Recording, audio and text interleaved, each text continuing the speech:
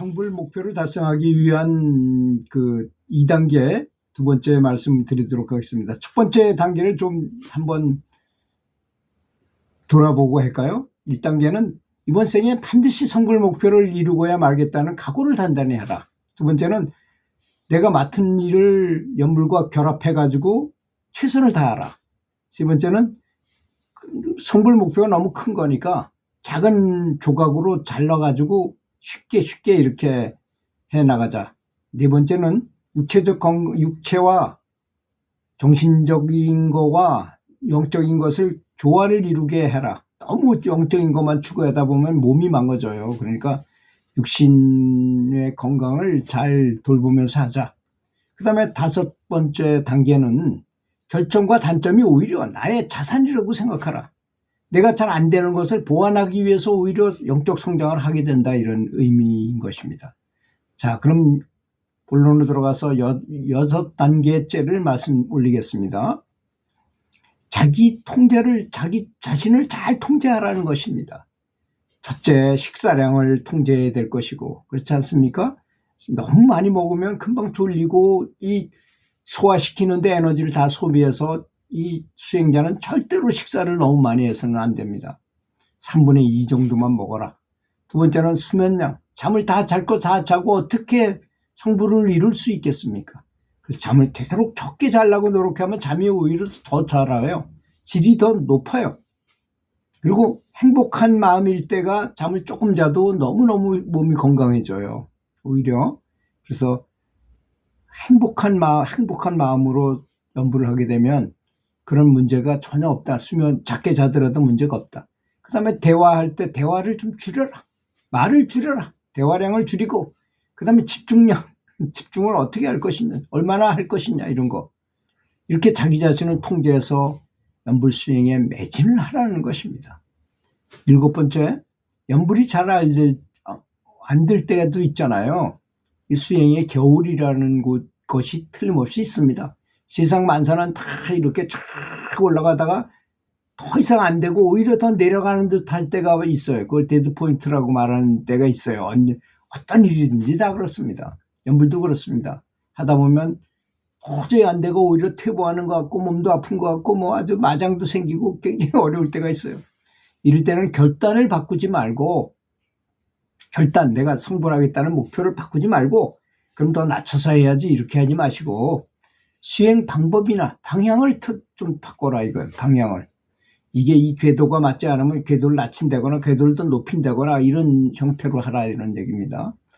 그래서 잘 안 될 때는 자기 결단을 바꾸지 말고 수행 방법과 좋은 방법, 뭐 토의를 한다거나 도반들하고 얘기를 한다거나 또는 고수들한테, 선지식들한테 이렇게 질문해가지고 서로 좋은 답을 찾아내든지 하라, 이런 뜻입니다.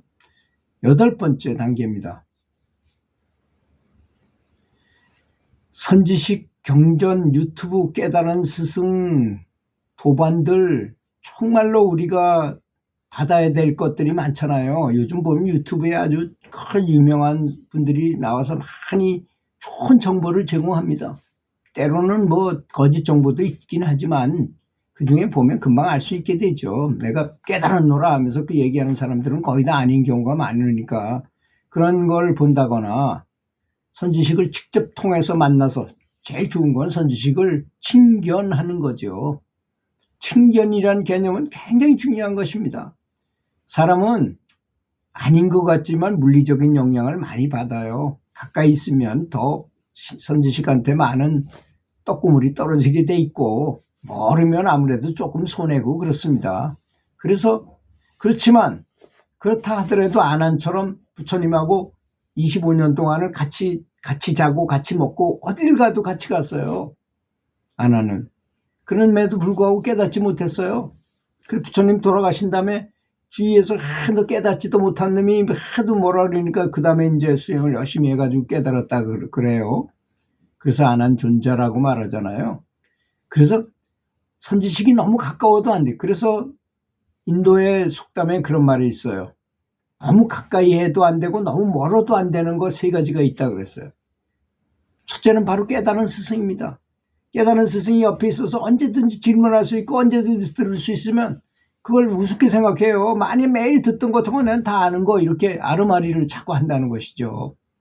그래서 자기 혼자 스승과 떨어져 있다가 딱 수행하다가 질문이 딱 생기면 그때 찾아가서 한마디 하는데 탁 이렇게 깨우칠 수 있고 그런 것이거든요. 또 불입니다. 불. 뜨거운 불 있잖아요. 불이 너무 멀면 나한테 불김이 안 오잖아요. 그렇다고 너무 가까이 가면 내가 뒤잖아요. 화상을 입어요. 그러니까 불도 적당한 거리를 띄워야 된다. 스승처럼. 세 번째는 정부다 이겁니다. 마누라 몰래 바람피는 여자를 너무 가까이 두면 안 되잖아요. 너무 가까이 두면 마누라한테 걸릴 것이고 너무 또 멀리 있으면 만나지도 못하니까 그 있으나 마나 하는 것이다 이런 얘기입니다. 그래서 세상에는 세 가지가 있다. 그 중에 하나도 스승인 것처럼. 그래서 이 자기 수준이 높아지고 열심히 하면 할수록 그런 것들이 많이 주변에 나타나게 돼 있어요. 왜냐하면 그 사람 눈에는 그런 것만 보이기 때문입니다. 그 전에 벤츠를 내가 타고 다니지 않을 때는 벤츠가 지나가도 잘 관심도 없잖아요.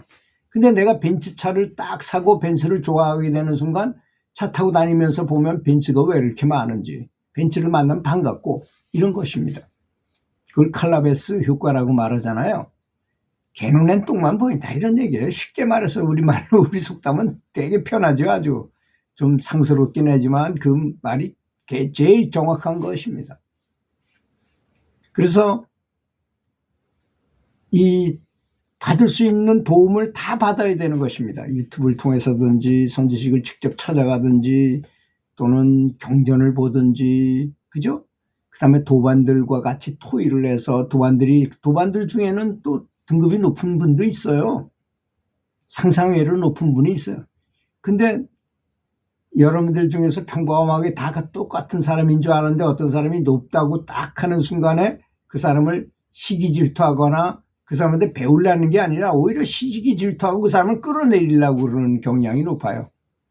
그래서 자기 경지를 얘기하지 말라는 것입니다. 굳이 얘기할 필요가 없어요. 말 안 해도 다 알거든요. 사람들은 굳이 말 안 하거나 이렇게 자랑하지 않아도 다 압니다. 굳이 할 필요가 없다는 것입니다. 그렇기 때문에 그래서 모든 도움을 받도록 해야 된다는 것입니다. 선지식을 만난다거나 경전을 본다거나 유튜브들을 본다거나 깨달은 스승을 직접 찾아가서 또 도반들하고 대화를 통해서 여러 가지 도움을 받으라는 것입니다. 9번째로 아무리 높은 꿈이라 해도 꿈은 반드시 실현될 수 있음을 확신하고 염불에 몰두하라는 것입니다. 몰입하라는 것입니다. 몰입. 여러분, 어떤 사람이 고시를 패스하려고 마음먹었으면 고시가 그렇게 쉽습니까? 그렇지 않습니까? 고시라는 게 그렇게 쉽지 않아요. 그럼에도 불구하고 처음에는 그 많은 공부를 해야 되고 많은 걸 공부해야 되니까 그 힘들겠지만 그래도 계속적으로 공부하게 되면 반드시 실현될 수 있음을 확신해야 할 것이고 그리고 거기에 몰입을 해야 될 것입니다. 정말 연부를 열심히 해야 될 것이라는 것이죠. 그렇지 않습니까, 여러분? 마지막 10단계입니다. 내가 되고 싶은 것이 무엇인지 또는 하고 싶은 것이 무엇인지 내가 이루고자 하고 싶은 것이 무엇인지 그 그림을 마음속에다 그리도록 하라는 것입니다. 그래서 제가 예를 많이 들었죠. 로저 베니스타라는 선수가 있었는데 대학생이었는데 다른 사람들이 1600m, 400m 트랙을 네바퀴 도는 지금은 없어진 종목이 그 종목이 없어요. 지금은. 근데 그걸 4분 이내에 뛸 수 없을까? 3분 사람들은 다 4분 이상 이렇게 뛰었는데 4분 벽을 깰 수 있지 않을까 하는 생각을 하게 된 거예요. 이 사람은. 될 것 같은 직감이 딱 들었어요. 이 사람은. 그래가지고 매일 그걸 상상했어.